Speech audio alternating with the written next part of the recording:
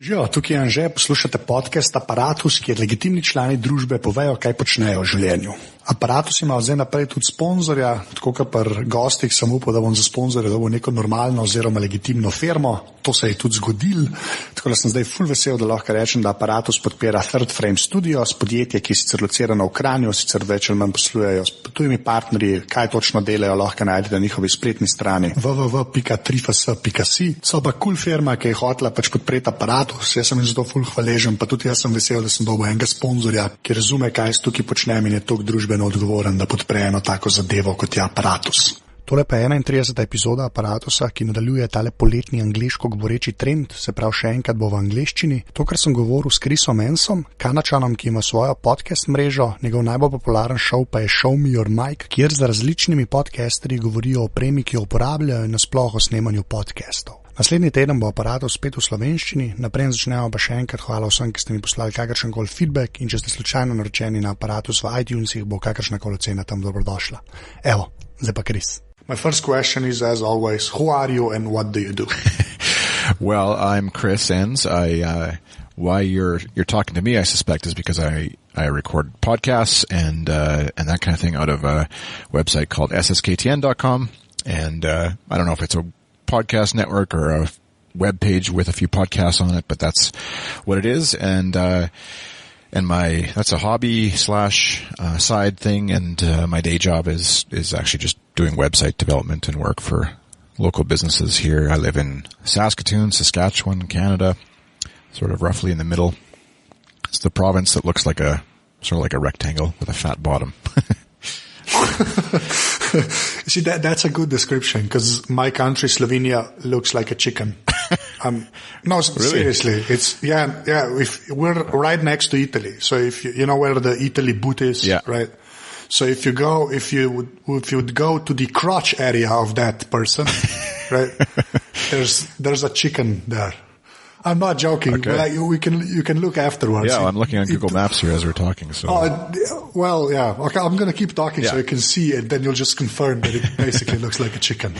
So yeah, that's a rectangle with a fat bottom. Is I guess it's more flattering. Well, I don't know. I think. Like, the first thing I wanted to talk to you about, since you started, well, let's call it a podcast network and just run with that. But the fact that you do web development, like, do you have any idea how easy it is for you to do a podcast network just because you know how to do web development? Because, do you have a sense of that? I'm serious, because like most people, when just setting up a website is like alien technology, basically. And I think in our part of the internet, we tend to forget that. It's really easy to just say, well, just put up a website, get a domain, and then, I'm going to find the plugin that does podcasts, and then I'm going to do, Yeah. No, I hear what you're saying, and I think that's certainly part of it. Although, I guess, these days it's definitely gotten a lot easier for people, even if they are completely web ignorant or whatever, as far as building websites, just with, things like Squarespace and sites like that also built, not only are they relatively easy to build websites with, they build in now support for podcasting too on top of that. So like, I know Mike Hurley was a guest on, I think your first guest on this show, and his site before he got swallowed up by 5x5 at 70decibels.com.net. I can't remember. Don't quote me on that. Sorry, Mike. But he's ran podcast network through Squarespace, and so if Mike can do it, anybody can do it. That's a free tagline for Squarespace. No, I'm just kidding. I love Mike, but no, it's, I appreciate that it certainly is a hurdle I don't have to overcome in terms of getting the audio or video, if you're a video podcaster, out there onto the web. So how did you start doing web development? Web development was something I just had picked up as a hobby and was kind of intrigued by it way back in the days of, GeoCities, first of all, way back then. And then, so I actually was on GeoCities, not like a lot of the kids these days who, make fun of being on GeoCities, but never looked at a GeoCities webpage. I actually had GeoCities pages. And I don't know, moved from there to, making some HTML sites, very basic, very ugly websites, I'm sure. And then, came across Movable Type which is a content management system back in the day. It's still around, but it's much less used these days. But, figured out how to install that and set that up for people, and started doing that for clients and friends of friends and that kind of thing. And then eventually sort of worked for a few folks, worked at a computer store for a number of years and did a bit of their websites. And then, since then I've gone on my own, opened up a business called Lemon Productions where I do all that kind of stuff, websites and marketing and things like that. So. Yes, but completely self-taught then. I mean, no schooling or... No, I have a couple of years of university that I took here, but that was more programming and stuff, and I'm just not wired enough to when I say I do website development, it's really not the extent of my skill set is HTML and then hacking in CSS and then screwing up PHP is kind of my software stack, I guess. Yeah, I'm the same way, but I never figured there were that many of us, you know? Like you say, you know, you just find a CMS. Mine was WordPress basically, but I actually started out with Blogger. That was the first time I actually just messed some CSS up and then tried to fix it for 2 weeks. And that was basically that was the learning curve I went through. But I just never imagined there were that many of us, because I know people that do proper, they build their own CMSs. I know those people, and there's 7 of those, right? and then everybody else is like, I have a Facebook page. Yeah. And that's the extent that it goes to. Yeah. So I think there's this big middle ground where we reside, I guess. I think. Yeah. Yeah. No, definitely. And it's both too bad that things like Facebook and stuff sort of make it so easy to publish stuff sometimes, because some people I think should have a bit of a filter in terms of it being a bit more difficult to publish online for their sake, just because some of the stuff people publish is kind of less than good, I guess. But no, overall it's great that it is so easy these days for a lot of people to get into publishing and try their hand at writing and things like that. So. Okay. So since you mentioned Facebook, I have this, it's one of the, I have 3 running themes on my Slovene podcast, and one of them, we call them Facebook gurus over here. Which are basically, I'm trying to think of a polite way to describe these people, but, it's kind of hard. Those folks that basically sell Facebook pages to small businesses and call it a website. Right. Those kinds of, yeah.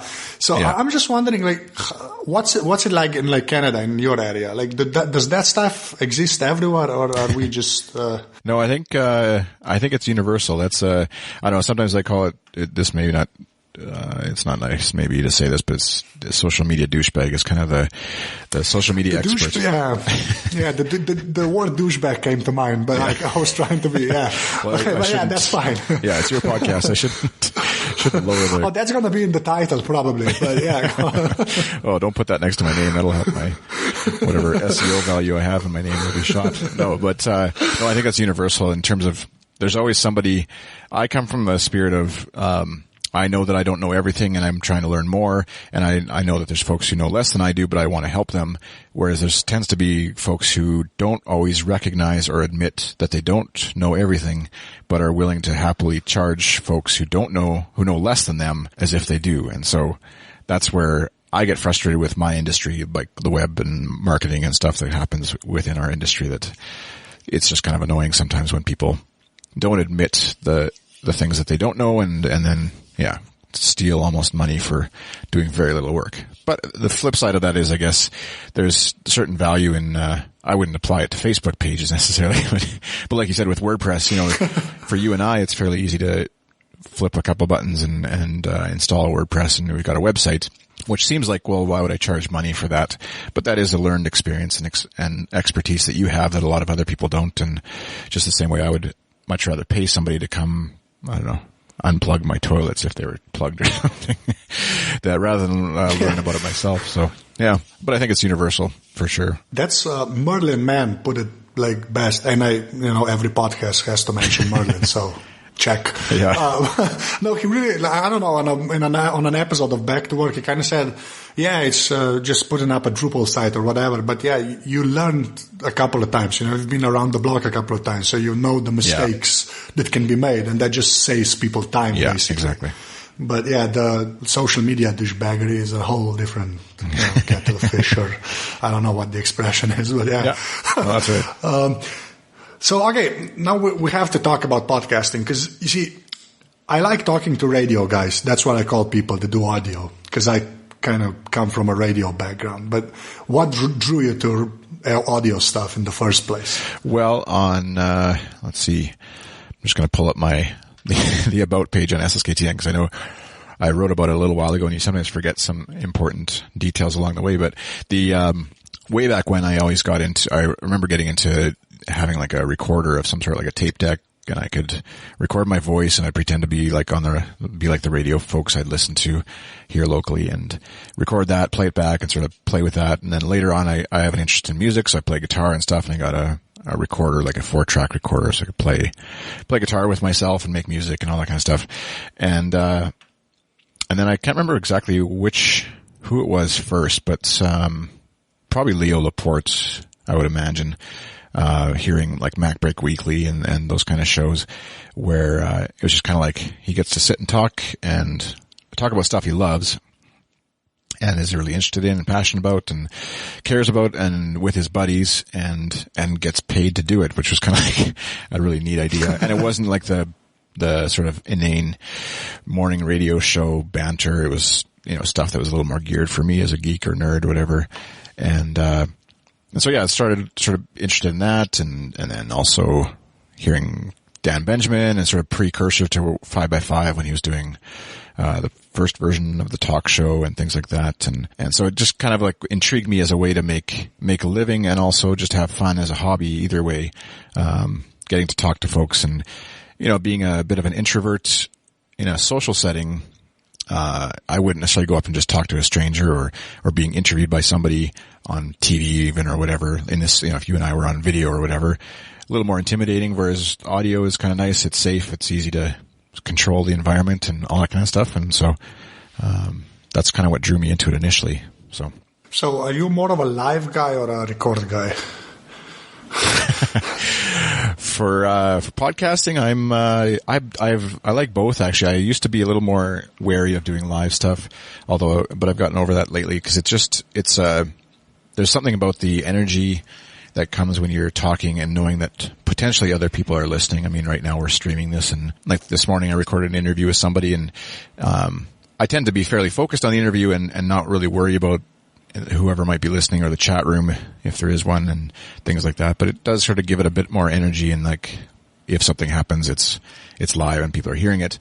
But then I still, obviously edit a little bit and publish it out. But for the shows I do, it's a mix. I record the interview shows I tend to record ahead of time and then publish them later just because it's a little more difficult, as you know, for scheduling and things like that. Whereas the round table kind of discussion shows like Too Lazy to Blog, those I tend to just record and then publish right away. So, yeah. Yeah, I'm the same way because every time there's a panel, it's probably not worth it. Like, to just go through all of it is just insane to me, but some people still do that. But because when I worked in radio, I saw the radio technicians. That's what we call them. I don't know, the sound engineers, I guess is the When I saw like a Pro Tools session open with 22 tracks, that's just overwhelming as far as I'm concerned. But the other thing I wanted to ask you is, how did you decide what kind of shows you wanted to do? I listened to Too Lazy to Blog, and I heard a couple of the episodes of Show Me Your Mic. But what was the thinking behind those shows? Well, Too Lazy to Blog actually it's an interesting one that's kind of taken on a little.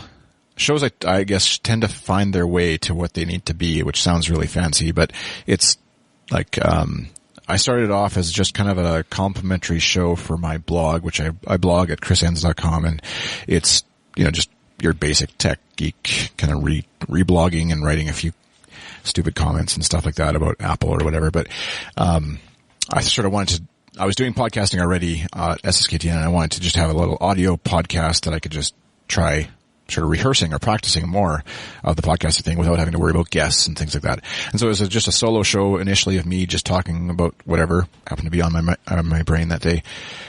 And then I sort of expanded it to maybe having a few guests every so often, and I'd hit up friends or, mostly local friends, not so much out on the web friends, but local friends to just come on and chat, and that was okay. But then they're not necessarily keen on podcasting. They're just, my friends, whatever.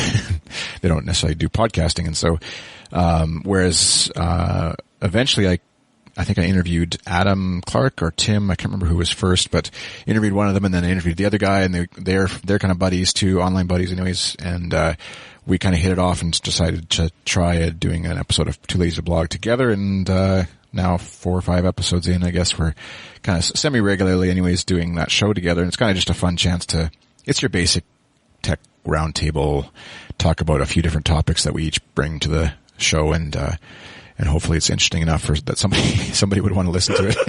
But we have fun doing it. So, and then, Show Me Your Mic was born out of the idea of wanting to just talk to other podcasters. Cause there tends to be, not to bring the social media douchebag thing into it too much, but there tends to be the podcasts about podcasting where it's all about making money, and here's the 110 quick ways to get 60,000 listeners in 1 week and those kind of stuff. And, more power to those folks for doing it. But that wasn't really what I was after. And I just kind of wanted to have a show where I could justify hitting up other podcasters and trying to learn from them and stuff like that. And so that's sort of where it started. And now recorded just this morning, episode 18, I think. So we're up to, so, it's been a fun ride so far, and we'll see where it goes in the future.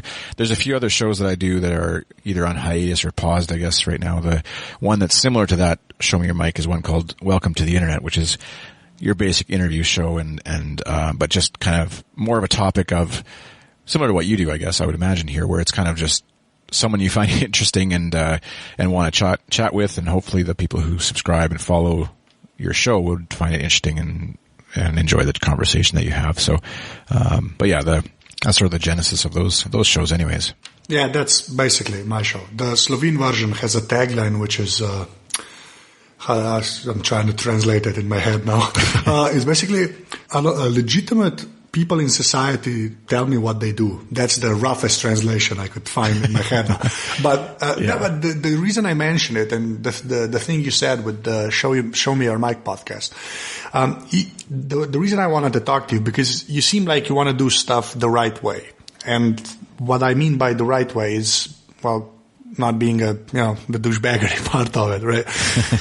Because now that thing is kind of prevalent in the mainstream internet, basically. And I just want to know where that, where that urge to do stuff the right way comes from for you. Because I think that's really important. That's the one of the main things I want to talk to people about. Like people like you, like the people that I find interesting. And the same was with Mike, and the same with Chris Gonzalez. When you look at the stuff they do online, they kind of do it, their heart's in the right place. There's no agendas there, basically. And it's the same with you. I just want to know where that comes from. Well, I appreciate that comment, and that's a good group of folks to be included in too. And so, yeah, I appreciate that. And I don't know. I think it's sometimes to my detriment that I don't try and to monetize or whatever quicker and easier and all those kinds of things, because it tends to be a bit of a harder slog sometimes to get things off the ground. But I don't know. I think it's partly maybe my upbringing, my parents, and trying to just help out folks. And I tend to have a bit of the naive optimism towards people when I first meet them, and giving them the benefit of the doubt before passing judgment, if I ever do, on folks. And so that's I guess hurt me and helped me in both ways. I guess that sometimes you need to be a little more wary of people, especially like you said online, where you kind of assume somebody's got your best interest at heart, and then they actually are just out for themselves or for money or whatever. And not that I have any big horror stories, but I think something, maybe it's a Canadian thing, maybe it's a me thing, I don't know where it actually comes from, but a desire to sort of see the good in folks and also try and do good with what you're doing without sounding too hippie-ish, I guess. But yeah, well, it's not hippie-ish. I mean, even the monetization stuff, right? There's a right way to do it and a wrong way to do it. That's the way I see it, right? And I don't know, just the sponsorships that people try to get. I mean, that's the first hurdle you have to pass to kind of try and do it the right way. Because, doing the crappy link bait stuff is, that's pretty easy, and trying to get some like money off of that, or just some weird Google ads or stuff like that. So, I just wanted to ask, like, what's your plan for SSKTM? Like, no, because I don't want to put you on the spot where, like, what your hopes are and, all of that stuff. I don't want to do it. Like, I don't want this to turn into a shrink session, but like, just like, what are your plans with it? Well, I think, a big part of what I like to do with it is to, in a ultimate end game, I guess it would be fun to do a thing where, similar to what, like, say, Dan Benjamin with 5x5, and not on the scale of it, but like what Leo Laporte does with Twit. I don't have aspirations of, I think that the possibilities of doing that level of stuff is past. He was in right place, right time with the right talent and all that kind of stuff, but that, it's going to be hard for someone to replicate that level of success. But, yeah, I really enjoy doing this kind of thing, podcasting and talking with folks and picking their brain, and so adding a few shows here and there, and sort of building up a bit of a listenership and a following, as it were, and hopefully as part of that, attracting a bit of the sponsorship money, and just to enable me to do more with it, and to have more fun, more shows, more guests, all that kind of stuff, and do it, take it full time at some point in some way, and whatever that may look like. Right now it's sort of the side job to my full-time gig, whereas I think I'd like to sort of flip it the other way, where the podcasting could be the more full-time gig, and the website design and building and stuff like that would be the, I don't know if it'd be a hobby or whatever, but the sideline stuff. So, but yeah, and meeting, like, it's fun because I get to meet folks like you who there's no way I would have, if I just stayed in my little web design world and didn't ever venture outside of that, I wouldn't have met half the folks that I currently call, friends online. So, yeah, more fun like that. So. Yeah, this is, there's a Skype connection from Saskatoon to Ljubljana right now, which, I don't want to get all giddy over the internet, but the internet. It's weird on so many levels and wonderful on so many others. So it's just, I love stuff like that. Yeah, basically. No, I think it's good to be a little more giddy over the internet sometimes, because I think I don't know how old you are, but like sometimes we tend to forget where it's come from and how far we've actually come, even in a short period of time. We just kind of are always looking ahead at new, what's next, and just sort of take a bit for granted. So there's my old man internet rant. But well, I'm 29, so I was. Oh yeah, there you go. Yeah, I think my first internet connection was when I was 13, 14, somewhere around there. Right. Yeah, because my dad does industrial and graphic design, so he had computers pretty early on, I guess. So nice. Yeah, that's where that came from. But yeah, I do kind of remember like I'm not going to say the good old days, but when having access to the internet really was like a superpower, because you could just know stuff that no other person could know without the internet. Like I do remember those days, and that was fun, because when Google wasn't around yet, basically.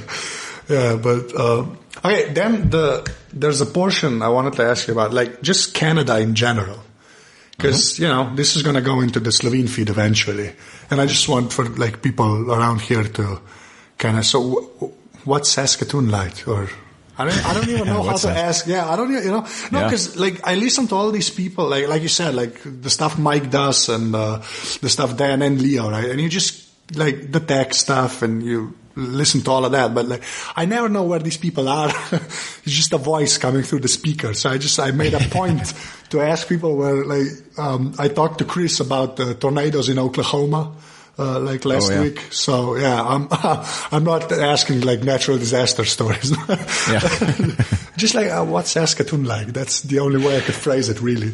Yeah, no, that's good. And I think, it's interesting because there's another guy who I forgot to mention on sort of my journey into podcasting that I came across called, his name is Cliff Ravenscraft, and he runs a website called podcastanswerman.com. It's kind of like, it would be the really businessy, he does podcast consulting and all that kind of stuff, kind of a bit more businessy, and I don't think he's a douchebag or anything like that with what he does, but he definitely has, makes a living off of podcasting in a good way. And, but one of the things I noticed he's been doing, I hadn't kept up with him for a while, and I was just checking back, and he's doing some, video blogging or whatever you want to, vlog, I don't know what you call it, but more, not so much just in the studio, which is what sort of naturally would happen, but a little bit around his area and, go for a walk and show, which I think we often take for granted that everybody kind of everyone looks the same, or their area they live looks the same, and why would they be interested in the street I live on or the area of the city I live in and all that kind of stuff. But it is actually interesting. I'd be curious to see like where we can do it a bit with Google Maps and Street View and all that kind of stuff now. Oh, we don't have Street View yet, so. No? Okay, yeah. Well, I guess we couldn't. I think the cars are going to start driving around this year or next year. Oh, wow. Yeah. So how far away would you, like, where would be the nearest, I don't know how this sounds, but the nearest Street View from you? Probably in Italy or Austria. Okay. Definitely so not Croatia or Hungary. Right. I mean, I imagine there's maybe Hungary, but I'd imagine Italy and Austria, because we neighbor all four, so, yeah. Yeah. Yeah, it's interesting. No, I think the Saskatoon where I live it's a fairly modern city. It has a couple 100,000 people.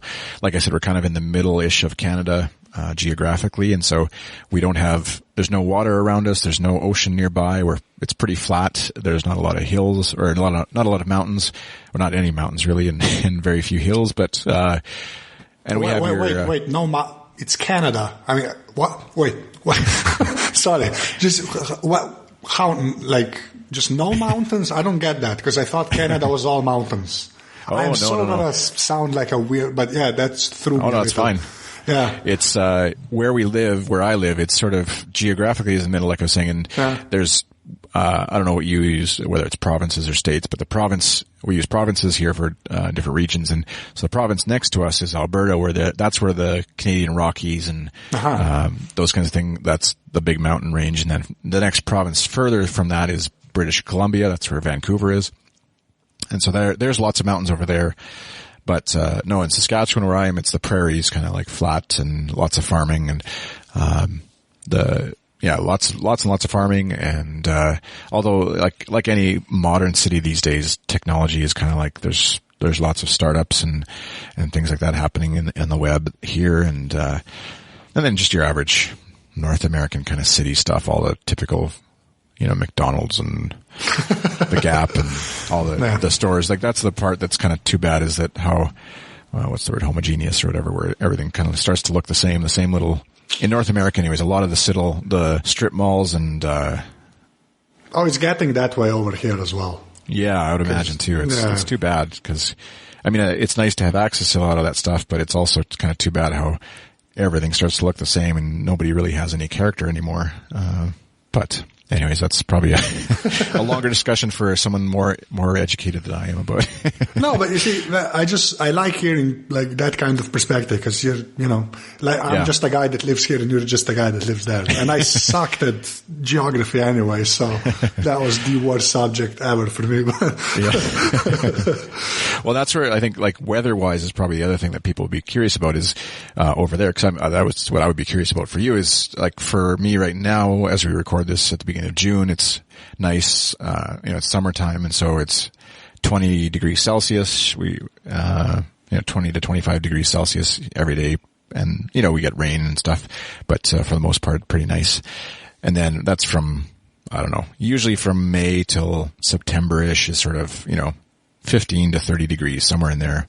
It gets warmer, obviously, in the middle of summer, et cetera.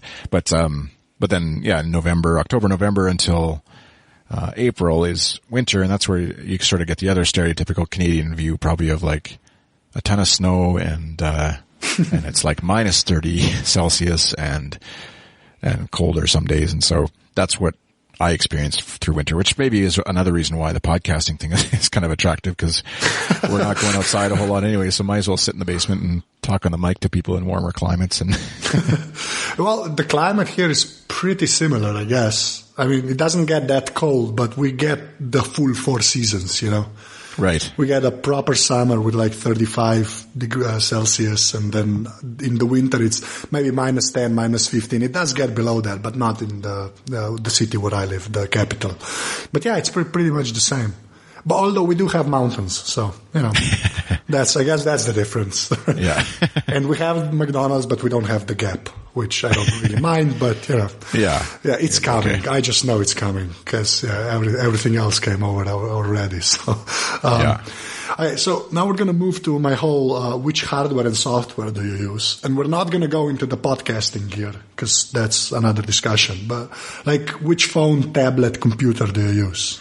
I have an iPhone 4, so I'm, over here. We actually just yesterday, they finally sort of switched the, limits as far as contracts. So you had to always, up until yesterday, they were 3 years always, unless you paid a lot more. Now they're saying they've changed it to where you can't have the companies can't charge a cancellation fee, outside of 2 years. So, we'll see what's going to happen as far as contracts from, telcos and stuff like that. But anyways. You had to have the phone for 3 years. Yeah, I could have, you can do it on a 2-year contract, but then you pay more up front for the phone than, so like the iPhone 4, when I bought it was, I think it was $199, for the phone, which was similar to what the US, I think, was paying for a 2-year contract. Yeah. So but I'm locked into a 3-year, and then basically, so that's why I haven't upgraded. I'm a bit of an Apple fanboy, but not enough that I'll just throw money at Apple whenever they release anything. So I'll wait until it's at least somewhat smart. So, plus I have a wife and kids, so I'd get in a lot of trouble if I kept doing that. But, yeah, so the iPhone 4 is what I have, the 32 gig model, black. I think that was the only option then. But, iPhone 4. And then I use a MacBook Air, as my main sort of, work machine for, website design and stuff. It's the 1.8 gigahertz Core i7 is the mid 2011 model. So getting longer years on that one with, just did the 4 gigs of RAM and, what did I do? 256 gig SSD. And then I also, for the podcasting stuff, like I'm recording right now, I edit, which I know I'm not talking about podcasting, but I have a computer. It's, an older iMac, a 2007 something inch, 24 inch maybe, iMac, that I edit on, and then my wife uses as well for other stuff, it's our home computer. And then I actually have a couple Mac Minis that I use for the podcasting stuff as well, just to stream and Skype with and stuff like that.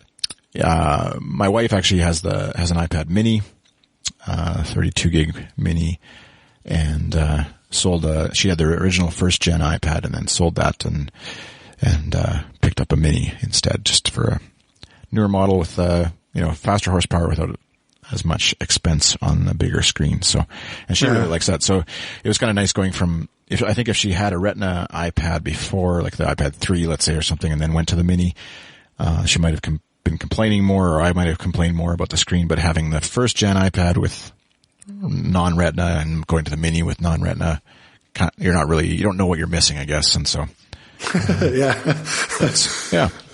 I think I don't know, what other kind of tech stuff how far do you go? Any Kindles? That's always a question. Oh yeah, no, I actually, I use like Instapaper and ReadMill occasionally and Pocket on my iPhone. And then my wife uses Instapaper a lot for recipes and things like that. And then, reading. But, no, we've never taken the plunge on a Kindle. I think it probably has a lot to do with being, with young kids right now. They're just, by the time you, collapse to go to read, you just collapse and fall asleep because there just isn't enough energy to read. That's sort of, I'm trying to think, Xbox and, my son has just gotten into, he's 5 and we kind of opened up the world of Minecraft to him recently. Oh, wow. That was a mistake, probably. I had never dabbled in it. I kind of skipped over. I used to play a lot more video games and just haven't. Recently, I'll play the odd sports, FIFA sports and soccer and stuff, or football over there, I guess. But those kind of games. Let's just call it football because we can. Yeah. And I'm with you. I agree. It should be just called football. And then they should just call the other one kickball or something, or American football or something. American football is fine.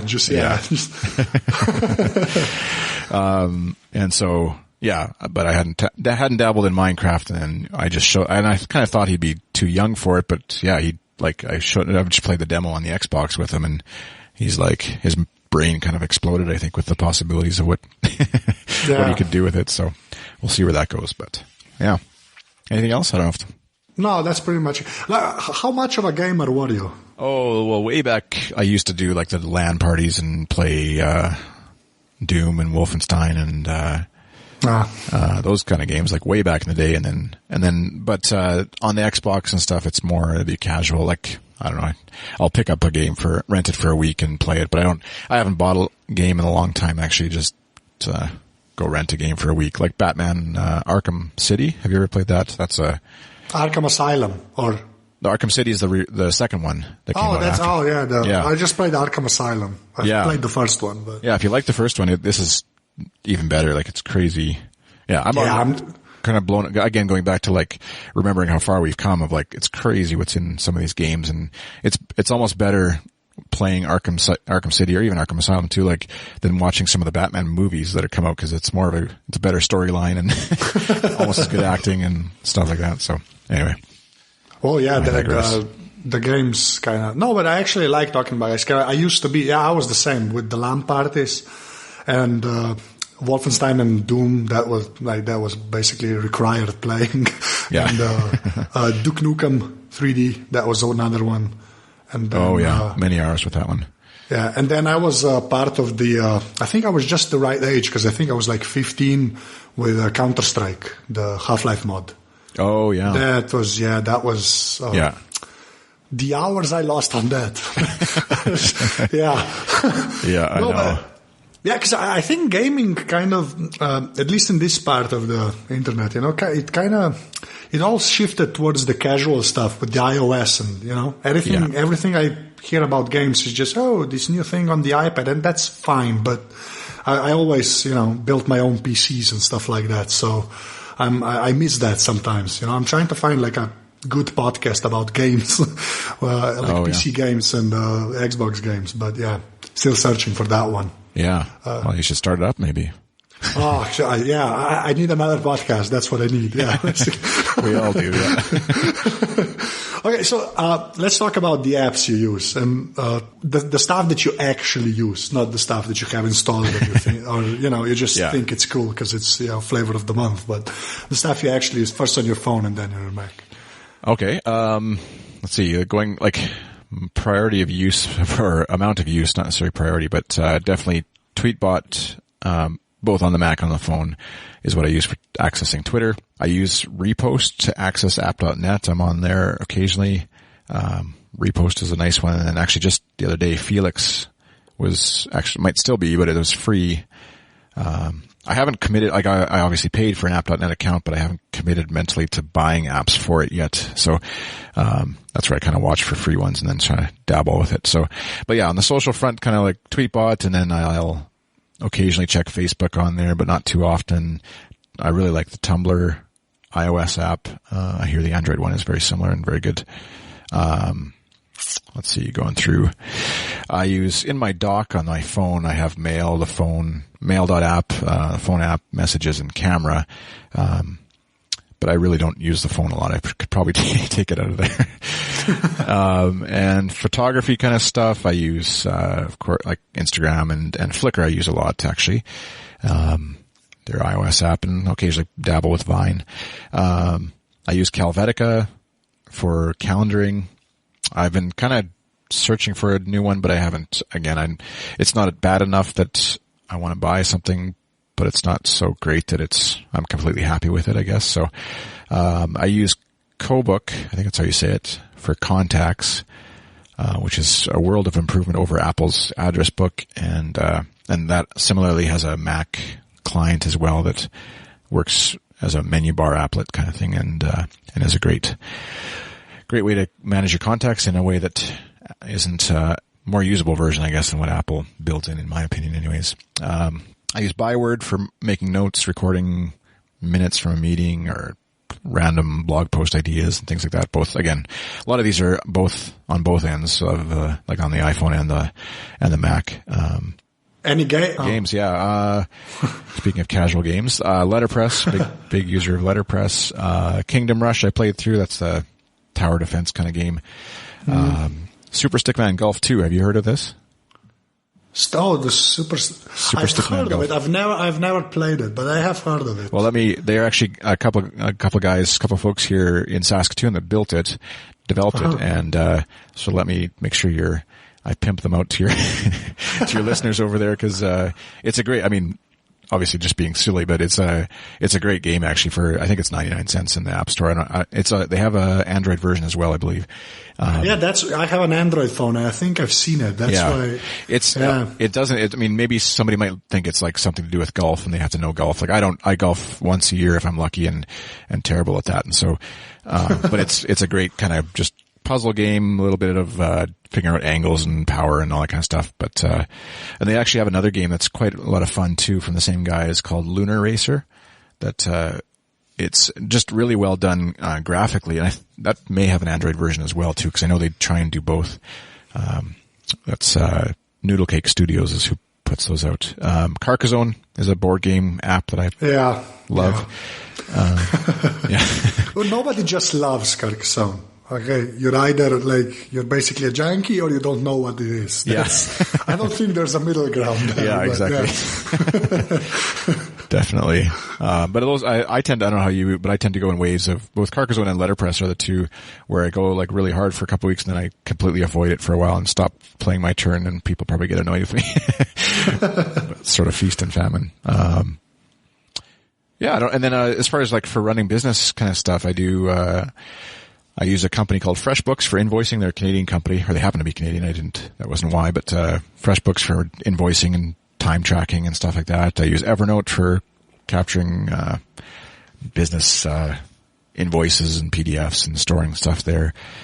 Just the amount of people that use Evernote is staggering to me. Yeah. Because totally. I haven't, like, all of the podcasts in Slovenia, all of the podcasts I've done, I mean, maybe 2 people haven't heard of it. Right. I mean, everybody just, because I never imagined it was that prevalent. Like, that's just, I mean, I think more people know what Evernote is than Microsoft Office. I mean, and that's not a joke. Yeah. Like regular users who just buy, I think everybody just knows what Evernote is. Yeah. It's insane to me. Yeah. But that's often people who ask me for advice on how to manage stuff or whatever, documents and things like that, or ideas and things like that. And I'll say Evernote, and they say, "Oh yeah, I've already used that, but what else do you have?" It's the same with me. Yeah. And actually on Evernote, I actually just had I don't know if it was a podcast or a video thing, I can't remember, but Paul Boag, I don't know if boagworld.com, but he had posted sort of some ideas of ways he uses if this then that. Are you familiar with that? I use that. Yeah. And he had a really neat kind of, I think it's called recipes on there, where basically he'd set up a thing where for sort of inspirational images, whether it's, in my work, like a website or maybe photography, where basically you would, if you starred something on Instagram, on Flickr, on, insert your image service of choice, starred it would then automatically, through if this then that, pump that into Evernote, into a special notebook.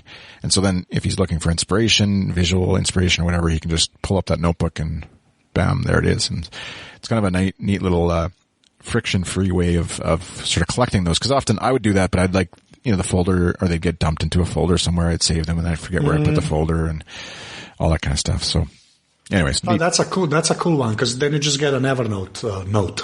Yeah, exactly. Yeah. I often forget about Evernote as being a web app as well. Like I think of it as a client on my phone and my Mac, but I don't really think of it as also having a web API that people smarter than me can build things to hook that all together. So, and then I use OmniFocus for, again, Mac and phone for doing a lot of the sort of day-to-day to-dos and project management stuff, because I'm a one-man shop for the most part, and so that's, There's actually a neat, which one? I use Day One for journaling. I don't know if you've ever, that's a great... I've heard of it. Yeah, great journaling app. Drafts for...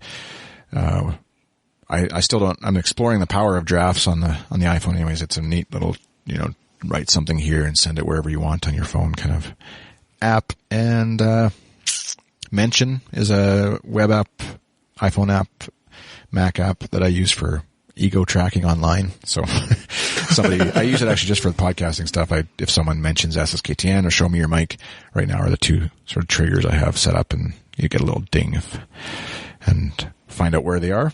And, yeah. And then stalk them, and that's pretty much it. Yeah, exactly. What's neat with podcasting, not to go too far down the podcasting trail, but with that is you find out, by doing that, who is using there's a service called Huffduffer. I don't know if you've come across. Oh yeah, I've seen Huffduffer. Yeah. If somebody tags it's kind of like the Instapaper of podcast listening. So someone saves your podcast to listen to later. You wouldn't normally know other than it, saves some of the metadata. And so then a service like Mention or, Google, alerts or whatever it's called will pick that up and then you can see. And so it's been kind of fun just to see who sometimes saves, listens to an episode of your show or whatever and find that out sort of a sneaky way that way.